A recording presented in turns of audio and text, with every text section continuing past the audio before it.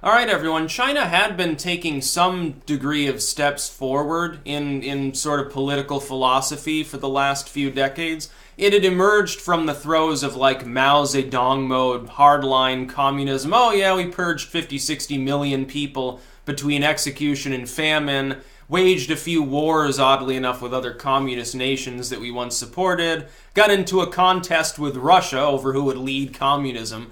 Then we started bickering with the U.S., and now we just abuse workers. Like, we don't have literal slavery. We just have basically servitude and misery for a couple 100 million lower class, basically peasant workers within China. But it had been improving over time. Again, from slavery to servitude, okay, it's a half step forward in maybe leaving behind the bad old days where your neighbors all were starving.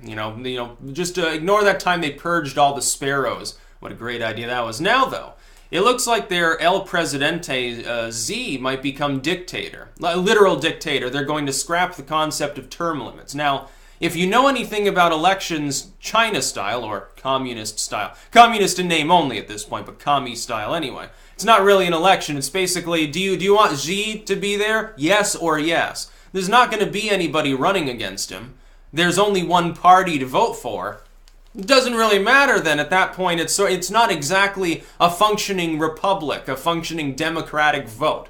Now, that's fine if the person in charge is really good at what they do, if they're benevolent, they're not abusive. You could have, arguably, a libertarian dictatorship in the world. You could actually have that. You'd have a dictator running things. You wouldn't have voting. You wouldn't have a sort of council. You would have one person in charge that simply didn't give a damn, and it would basically function, or even a constitutional dictatorship of sorts, a Pinochet sort of situation. But Z is not going to inherit such a situation. He's inheriting a country in which, even under its semi-technical democratic system of today, it is heavily censored, extremely high on the degree of wealth inequality between, the top 1/10 of 1%, the party insiders, and then everybody else, including the burgeoning investment class that at any given moment can have everything they own nationalized, which, by the way, it's because of instability in China that Chinese investors buy things up in the U.S. When I see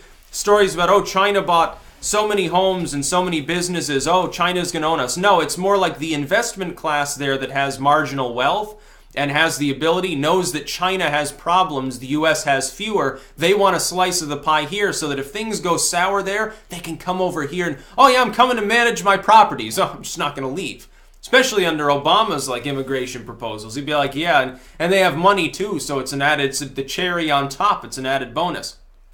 Now, it's not China owning the U.S., it's the other way around. It's the U.S. is stable. They understand that if they invest here, it's a foothold in a place that they can potentially go if everything goes south in China. China can't nationalize a property that's owned, titled under the United States. It can't do that. It can't nationalize something that is physically here within the lower 48, and that doesn't have the capability to actually force the United States to recognize any such claim. But China also, it's already got an intranet, and it's already heavily censored. They decided to go a little bit further, though. They banned search terms in China. See, China does what a lot of people like the CNNs want to do here, which is basically say, well, we're going to give the government and some corporations limitless control over what users post. We should be able to implement what is literally right-think. It is literally out of 1984, this basic strategy that is used on the Chinese internet, to the point where you can disappear entire words and concepts. If you can control the language, you can control the mind. It's very, very simple, because the language is how the mind understands the world, how it describes it to others, and how communication actually takes place. So if you ban people from talking about Z being similar to Mao, if you block people from talking about dictatorship, or how it's shameless and disgusting and horrible, and then you ban Animal Farm. I wonder why they could possibly want to ban that. It makes it easier to control the population. It makes them more passive. Now, they're already disarmed, too, so, that certainly helps. Here, we don't have that problem, at least. Not yet. But Xi wants to be dictator. When I see that Trump is gearing up for a trade war with China, dude, this could collapse China. Domestic problems over, the loss of what was a marginally representative style of single-party system. in favor of a literal dictatorship, that domestically, plus a trade war with the largest economy in the world, with China needing to sell things to the United States, now having to pay a tariff in order to actually bring its goods over here. Some of the goods, we used to, by the way, export these things to China. One of the reasons we have a problem is that we don't really, it's lopsided trade. It's not, it's not free trade. It's just China devalues every good. It devalues everything so that it can flood our market with cheap goods. It's what they do. It's not free trade. It's manipulation on their part. Trump is absolutely correct. When all these other countries say, well, the United States is going to make problems and we oppose this, that's because you want those cheap goods. You want your workers, whose wages you've suppressed now for decades, to have those slightly cheaper goods. The problem is, economically speaking, having those cheap goods suppresses jobs, literally U.S. businesses that could pay more so people wouldn't have to buy the cheap goods. You've created a sort of slow spiraling down the toilet situation where the fact that so many cheap goods are on our market in a lack of protection situation is actually sinking our wages. Trump understands money more than any other single topic. It's not foreign policy that's his forte. It's not conducting war. It's not certainly not charisma, although he can be charismatic at times, at least to his fans. But he is very, very good with money. He knows what he's doing, and I think he'll do fine. If he starts a so-called trade war, it's not us. We're not going to be the ones that lose. Somebody else will be more than willing to step in and flood the goods through anyway. It just won't be China. Well, that helps, strategically speaking, bring them to the table. But you know what I think? It's possible he's trying to get them to come to the table and go, haul off and attack North Korea with us or something. It's possible that he intends to do that by saying, hey, I can tariff your goods. You can't sell to us. Your economy goes into steep decline. Bye-bye growth. Bye-bye investment. It will collapse your economy. It could start a civil war in China. Not joking. Because so much of their economy relies on we sell cheap shit to the U.S., if they stop selling that cheap shit, their economy takes, what, a 15-20% cut? You realize how much wealth would disappear overnight? How many investors would flee? How many richer Chinese people would say, okay, we're applying for a visa now. We're going to the U.S. We're going to Canada. Hell, at that point, we're going to Vietnam. It'd be better off. You realize what chaos it would cause? And, when it's combined with Xi, over there being Xi Zedong at that point, yeah, probably does cause a mini revolution or at least a military overthrow. Hell, it could liberalize the country. Then we don't have to worry about this weird-ass tripolar world with a rising China still competing with larger in a nuclear sense, but ultimately much smaller economy, Russia, for supremacy within Asia, which really doesn't help the situation. We could return it to a bipolar world status where Russia is the main opposition. Russia has its sphere. China is no longer a threat. China would be more of a true neutral party, and they have been at times, diplomatically on North Korea.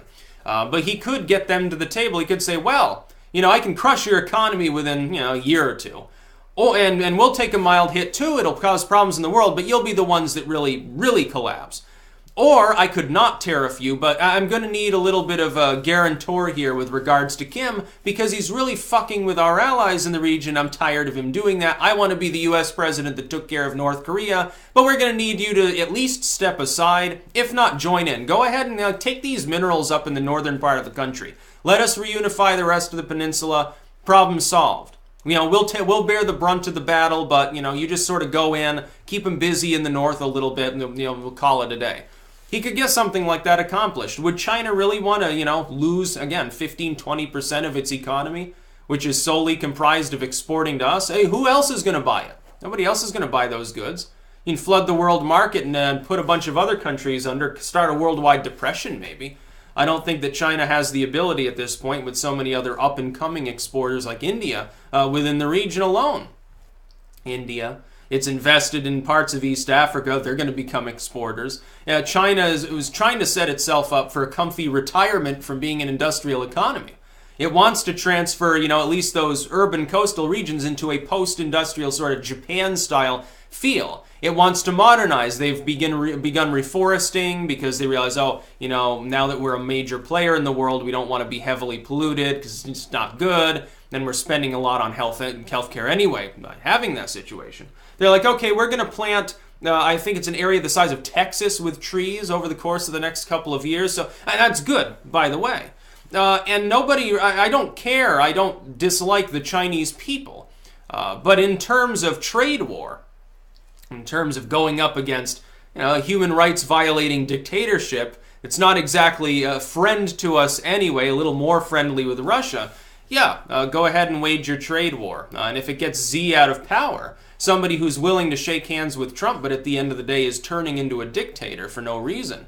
Yeah, that'd be a problem. I think we should do something about that. Yeah, I don't think it would be good for our economic health if we don't wage a little bit of a trade war. And anyway, it's not like Xi is going to go moralist on us and say, well, the morally bankrupt U.S. is trying to screw Chinese steel, Chinese aluminum with his tariff trade war. What are you going to do? Talk about us being bad people when you're saying, oh, we're going to scrap elections and censor anyone who disagrees. Yeah, I don't think it works that way. I don't think most people are going to see it your way on that one. Certainly nobody over here. Antifa might. But then again, they just use any excuse to prop up a so-called communist regime they can. By the way, China's not really communist.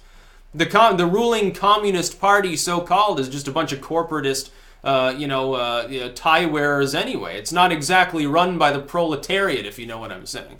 It doesn't exactly look like maybe it did under Mao. Even it's become more spit-shined and professionalistic, more gold-gilded. It looks a little bit more like Trump than it would really some Cuban revolutionary at that point. But China could very well fall because of this. This combination of a major domestic dispute over, literally even having elections, plus possibly a trade war that could cause large swaths of their economy to dry up. That could cause some real problems. They've also already had their great slowdown begin. They're beginning to slow down in growth anyway. Investors are becoming nervous. This would shock them even more. I think it could cause a recession in China almost immediately if we have a trade war. Xi, though, he shouldn't think that he's invincible. Chinese military is large and in charge, but if you start purging your own population, don't you think at some point other countries aren't going to want to play with you anymore? I think that they will. Hell, they have enough problem with a covert proxy war that kills a few tens of thousands of people, launched by the U.S. By the way, I agree with the summation of that being wrong. What do you think would happen if you purged 10, 20 million people? A small segment of your own population, but still it's bigger than the population of many countries around the world. By the way, I heard that Ireland wanted to take a million immigrants despite having a population of about 4.5 million people. I'm wondering about the wisdom of that, but okay, yeah, have fun. That's about all.